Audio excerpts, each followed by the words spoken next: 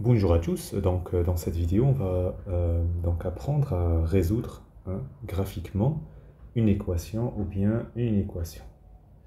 Alors quelle technique, qu'est-ce qu'il faut savoir? Bon on va faire un exemple. Vous avez la courbe qui est donnée là, une sorte de, c'est une parabole que vous voyez ici. Et on va à partir de cette parabole, cette représentation graphique, répondre aux questions. Donc trois questions sur les équations, trois questions sur les inéquations. Alors c'est parti. Donc j'ai déjà préparé un peu, mais là il faut juste expliquer, on va dire, les détails. Donc la première, f de x égale 0,5. Donc on cherche en fait les x tels que l'image de ces x va être 0,5. Autrement dit, on cherche les antécédents de 0,5. Comment faire? On arrive 0,5, il faut le lire en ordonnée. Et il faut tracer cette droite horizontale et regarder là où ça coupe et lire les points qui correspondent. Donc moi, je vous ai mis moins 0,3, 0,8. C'est ce qui est là et c'est ce qui est là. D'accord? Donc ces deux nombres, si je prends moins 0,3, c'est cette valeur, moins 0,3, son image, c'est justement 0,5. C'est ce qui était demandé ici. Ok? Alors regardons le deuxième. On veut f de x égale 1,5. Je cherche 1,5, il est là en haut. Donc je trace la droite horizontale qui passe par 1,5. Ça ne touche pas la courbe, donc c'est l'ensemble vide. Il n'y a pas de solution. Autrement dit, il n'y a pas de x qui vont avoir une image égale 1,5 par f. D'accord? Alors, pour la troisième, f de x égale 0, donc c'est là où ça coupe, là où la coupe l'axe des abscisses. Donc c'est là en 1 et en moins 0,5. C'est ce que vous avez ici. D'accord? Passons maintenant aux inéquations. Donc la première inéquation, ça concerne f de x strictement supérieur à 1. Alors comment il faut interpréter ça? En fait, on cherche quand est-ce que la courbe, elle va être au-dessus de 1. 1, il faut le lire où? Enfin, c'est là où il faut lire le 1, donc c'est en ordonnée.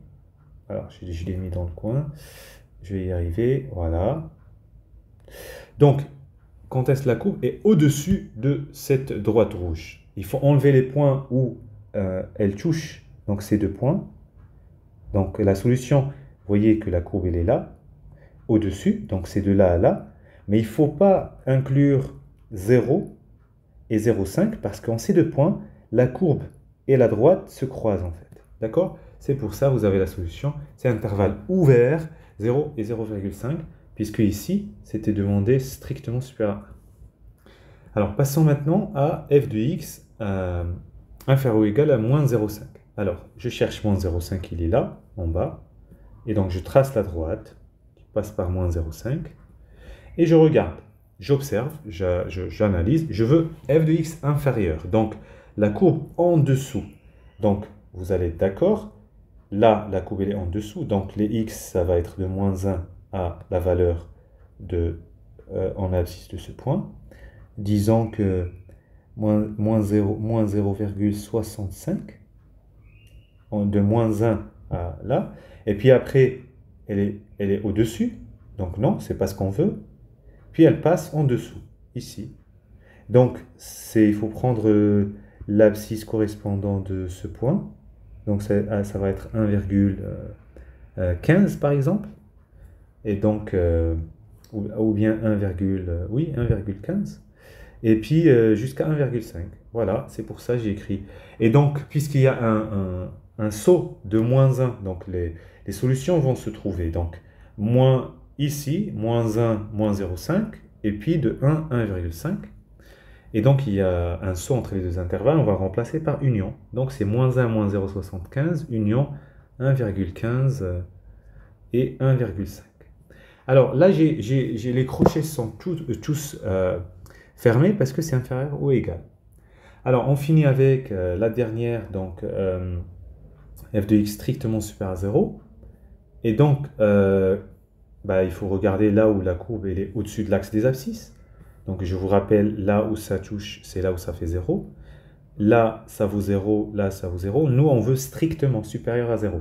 Donc, il faut prendre tout ça Autrement dit, il faut prendre l'intervalle solution, c'est de moins 0,5 à 1, mais ouvert, parce qu'on ne veut pas que prendre les valeurs qui donnent 0, puisque là, c'est strict.